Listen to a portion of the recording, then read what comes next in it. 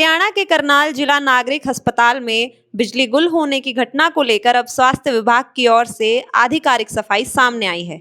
Civil surgeon ने स्पष्ट किया है कि अस्पताल में बिजली आपूर्ति किसी गंभीर प्रशासनिक लापरवाही के कारण नहीं, बल्कि तकनीकी खराबी की वजह से बाधित हुई थी।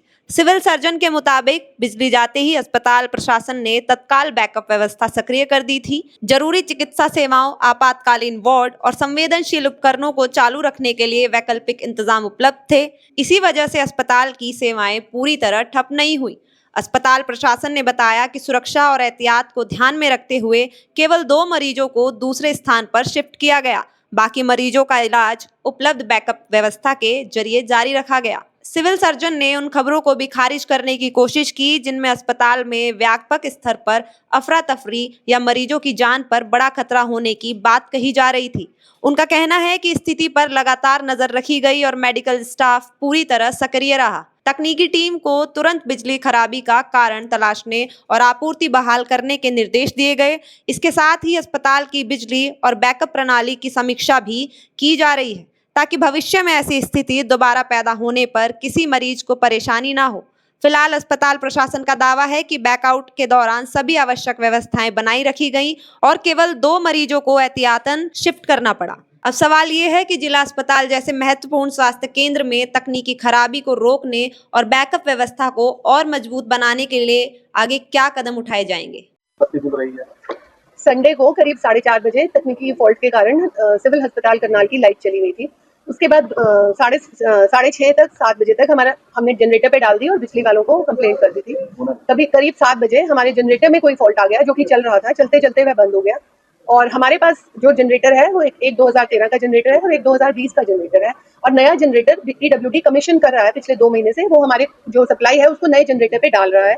जो नया जनरेटर आया हुआ है, इस हफ्ते होपफुली यह काम पूरा हो जाएगा और नया जनरेटर हॉस्पिटल को मिल जाएगा। उसके बाद हमने पुराने जनरेटर को कोशिश की कि वो ठीक हो जाए। जब नहीं कर पाए तो हमने उसको दूसरे जो हमारा 2013 का जनरेटर है उस पर इलेक्ट्रिकल सप्लाई को करीब 8:15 तक शिफ्ट कर दिया था और उसके बाद 9:30 बजे तक लाइट आ गई। यह एक 1 टाइम इंसिडेंट है, ऐसा पहले नहीं हुआ है और होपफुली क्योंकि हम हॉटलाइन पे हैं आगे भी नहीं होगा। बिजली वालों की कोई फॉल्ट आ गया था जिसके कारण यह इंसिडेंट हुआ और हमारी पीएमओ आरएमओ सब वहीं पे मौजूद थे। बिजली के जो हमारे एम्प्लॉयज हैं, जो हमारे पास इलेक्ट्रिशियंस हैं, वो भी सब वहीं थे। उन्होंने कोशिश की। रात को हमने जनरेटर ठीक करवा लिया, एक जनरेटर ठीक करवा लिया है। सुबह भी लाइट जो नहीं थी तो 2-3 घंटे वो जनरेटर चला है, लेकिन अब लाइट हमारी जो हॉटलाइन पे है वो रिस्टोर हो गई है, ठीक हो। कितने मरीजों को शिफ्ट करना पड़ा? सिर्फ हमने 2 ही मरीजों को शिफ्ट किया। जो हमारे आईसीयू और एसएनसीयू हैं वो यूपीएस के बैकअप पे चलते हैं। एक मरीज हमारा आईसीयू में वेंटिलेटर पे था, उसको हमने ये सोचते हुए कि इमरजेंसी देखते हुए कि आगे उसको कोई दिक्कत नहीं है, जबकि हमारा वेंटिलेटरी सपोर्ट तब तक चल रहा था, उसको हमने कल्पना चावला में अपने डॉक्टर के साथ उनसे फोन पे बात करके शिफ्ट किया। मैम, भगवान ना करे कि ऐसी सिचुएशन दोबारा आए, लेकिन जनरेटर में किसी की जान जो अभी नया जनरेटर है, जो नहीं, हमारे जहाँ भी इमरजेंसी है वहाँ पे यूपीएस का बैकअप है। सारे यूपीएस के बैकअप चल रहे थे, बट जो है वो फेल नहीं हुए थे, वो चालू थे। वीडियो में हाथ से पंखे झेलते हुए नजर आए जो तीमारदार थे। पंखे वो लाइट एक दिन के बच्चों को 8 घंटे के बच्चों को बाहर लेके वो घूम रहे हैं।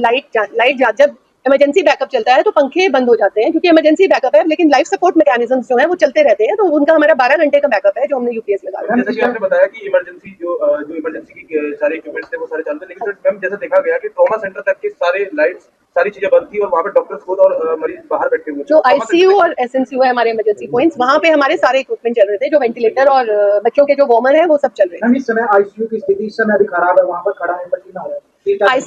सुबह से मैंने आपको जैसे अभी बताया, अभी लाइट रिस्टोर हो गई है। देखो, सभी जब इमरजेंसी बैकअप चलता है तो वो सारे एसी नहीं चल पाते इमरजेंसी में, बाकी हमने एक ही पेशेंट शिफ्ट किया। अभी लाइट रिस्टोर हो गई है हमारी और जो नया जनरेटर आएगा उस पर वो चेंज ओवर लगेगा, जिससे कि अगर एक जनरेटर में खराबी आए तो वो दूसरे जनरेटर पे शिफ्ट हो सकता है, जो कि सुविधा अभी हमारे पास मौजूद नहीं है। मैम, ऐसा प्रोविजन नहीं था, कोई रेंट पे ले सकते थे आप जनरेटर? रेंट पे वो जनरेटर हमने 1 घंटे में वो ठीक हो गया। इतना ही रेंट, इतना बड़ा जनरेटर जिससे पूरा हॉस्पिटल चल सके, वो रेंट पे लाना और उस पर फिर उस पूरी सप्लाई को शिफ्ट करना, एक ही जनरेटर से दूसरे पे भी हमें टाइम लगता है शिफ्ट करना। आपने अभी कहा कि 2 महीने हो गए हैं पीडब्ल्यूडी इसको इंस्टॉल कर रहा है, क्या 2 महीने में ये शुरू नहीं हो पाया? सर, वो ये कहते हैं कि चलते हॉस्पिटल में उनको लाइट बंद करके वो कनेक्शंस करने पड़ते हैं, तो वो ऊपर से परमिशन लेते हैं पहले लाइट ऑफ करने की इलेक्ट्रिसिटी विंग से, और हम चाहते हैं कि हमारा अपना काम भी डिस्टर्ब ना हो, इसलिए उनको थोड़ा टाइम लगेगा। बिजली की समस्या तो अलग है। अगर बात की जाए पिछले 1 हफ्ते से वहाँ पर पानी की समस्या उससे बढ़ी है। जितने भी वॉशरूम है किसी के अंदर पानी नहीं है। कल वहाँ लोग रोते भी लगते नजर हमें, कईयों में ताले भी लगे हुए हैं। ताले लगे। चलो वो मैं देखती हूँ। लाखों करोड़ रुपया हाल ही में पिछले 3 से 4 ₹50 पानी की समस्या का मेरे उसमें नहीं था, लेकिन मैं पीएमओ को आदेश देती हूँ आज, क्योंकि पानी भी हमारा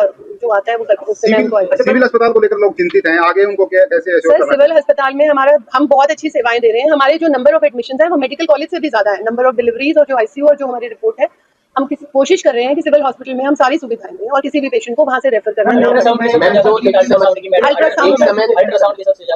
लेबर रूम में बेड पर 3-3 पेशेंट। तो अब आप ही कह रहे हो, हमने क्योंकि रेफरल बंद कर रखा है, पेशेंट को हम अगर 3 जितने बेड्स हैं उसी पे हम कोशिश कर रहे हैं कि सारे पेशेंट्स को एडजस्ट करें और जितनी सुविधा हम दे सके वो दें। कोशिश भी रहती है कि अगर बेड खाली